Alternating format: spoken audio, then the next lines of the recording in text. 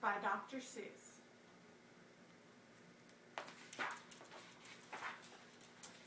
At the far end of town where the crickled grass grows, and the wind smells slow and sour when it blows, and no birds ever sing excepting old crows, is the street of the lifted Lorax.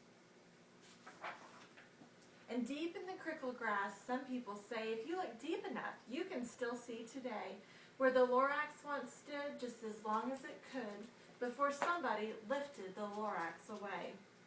What was the Lorax and why was it there? And why was it lifted and taken somewhere from the far end of town where the crickled grass grows? The old Onceler still lives here. Ask him, he knows. You won't see the Onceler, don't knock at his door. He stays in his lurkum on top of his store. He lurks in his lurkum, cold under the roof, where he makes his own clothes out of myth-muffered moof. And on special dank midnights in August he peeks out of the shutters, and sometimes he speaks and tells how the Lorax was lifted away. He'll tell you, perhaps, if you're willing to pay. On the end of a rope he lets down a tin pail, and you have to toss it in 15 cents and a nail, and the shell of a great-great-great-grandfather's snail. Then he pulls up the pail, makes a most careful count to see if you've paid him the proper amount. Then he hides what you've paid him away in his snub, his secret strange hole in his grooveless glove.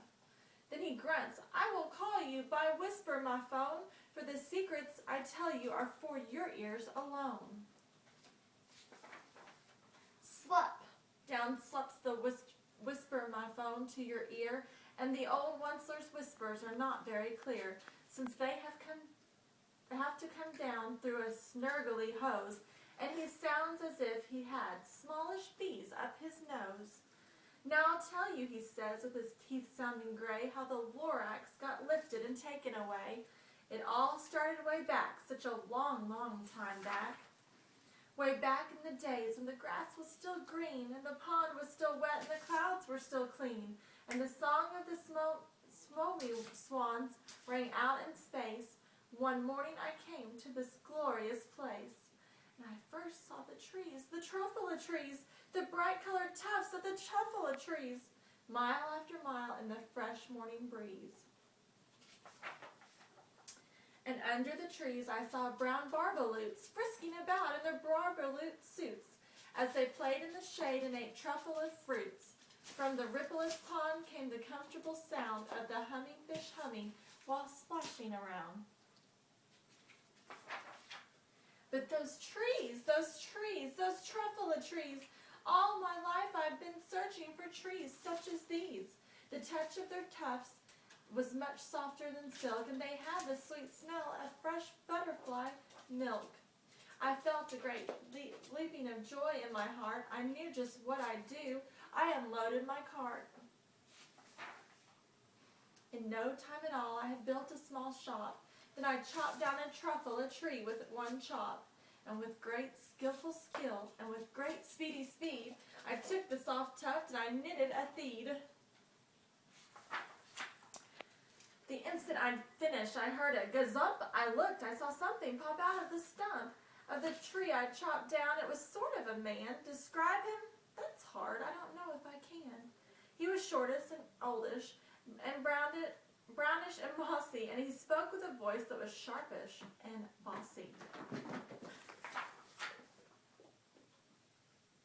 Mister, he said with a sawdusty sneeze, I am the Lorax. I speak for the trees.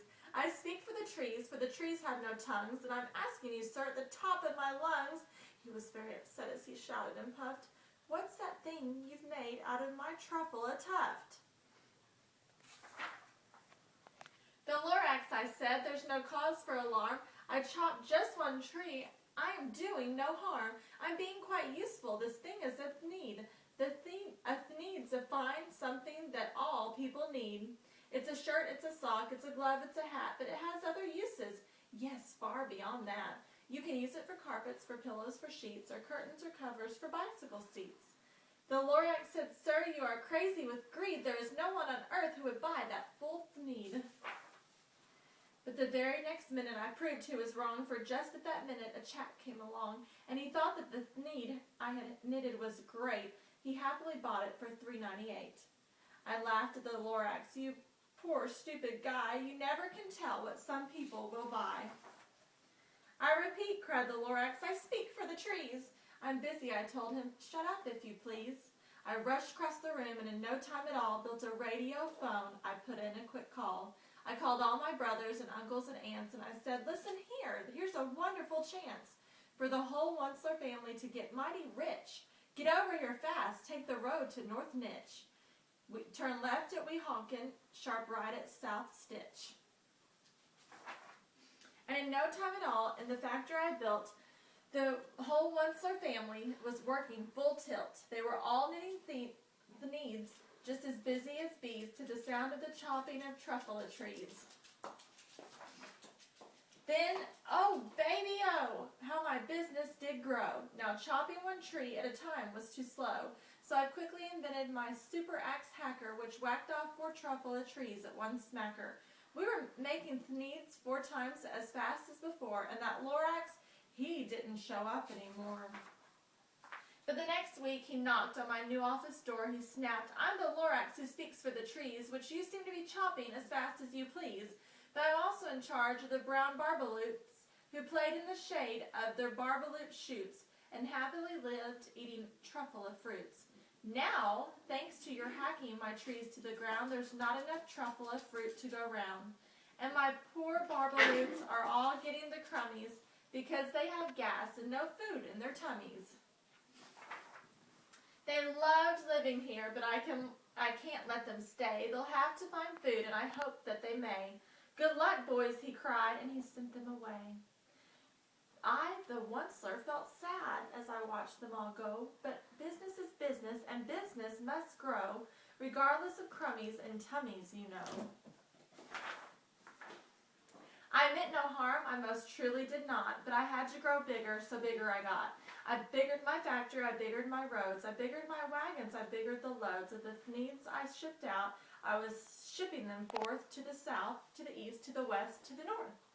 I went right on biggering, selling more needs, and I biggered my money, which everyone needs. Then again, he came back. I was fixing some pipes when that old nuisance Lorax came back with more gripes. I am the Lorax, he coughed and he whiffed. He sneezed and he snuffed, he snargled, he sniffed. Onceler, he cried with a cruvellous croak. Onceler, you're making such smogglous smoke. My poor swummy swans, why they can't sing a note. No one can sing who has smog in his throat. And so, said the Lorax, please pardon my cough. They cannot live here, so I'm sending them off. Where will they go? I don't hopefully know. They may have to fly for a month or a year to escape from the smog. You've smogged up around here. What's more, snapped the Lorax. His dander was up. Let me say a few words about glippity-glop. Your machinery chugs on day and night without stop, making glippity-glop also schlippity-schlop. And what do you do with this leftover goo? I'll show you, you dirty old Onceler man, you. You're glumping the pond where the humming fish hum. No more can they hum, for their gills are all gummed. So I'm sending them off. Oh, their future is dreary. They'll walk on their fins and get woefully weary in search of some water that isn't so smeary. And then I got mad. I got terribly mad. I yelled at the Lorax, now listen here, Dad. All you do is yap, yap, and say bad, bad, bad, bad. Well, I have my rights, sir, and I'm telling you, I intend to go on doing just what I do.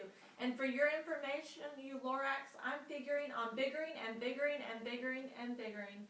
No more truffula trees and tith needs, which everyone needs.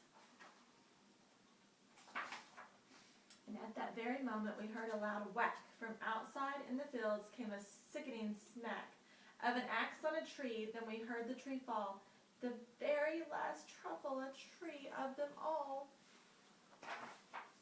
No more trees, no more needs, no more work to be done. So in no time, my uncles and aunts, everyone, all waved me goodbye. They jumped into my cars and drove away under the smoke-smugger's stars. And all that was left beneath the bad-smelling sky was my big empty factory, the Lorax, and I. Well, Lorax said nothing, just gave me a glance, just gave me a very sad, sad backward glance as he lifted himself by the seat of his pants. And I'll never forget the grim look on his face when he hoisted himself and took leave of this place, through a hole in the smog, without leaving a trace. And all that the Lorax left here in this mess was a small pile of rocks with the one word, unless. Whatever that meant, well, I just couldn't guess. That was long, long ago, but each day since that day, I've sat here and worried away. Through the years while my buildings have fallen apart, I've worried about it with all of my heart.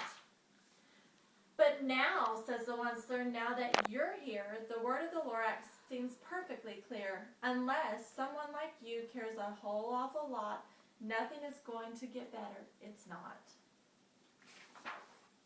So catch, calls the Onceler.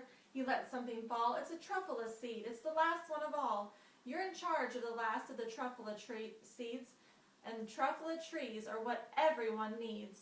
Plant a new truffula, treat it with care, give it clean water, and feed it fresh air. Grow a forest, protect it from axes that hack. Then the Lorax and all of his friends may come back. The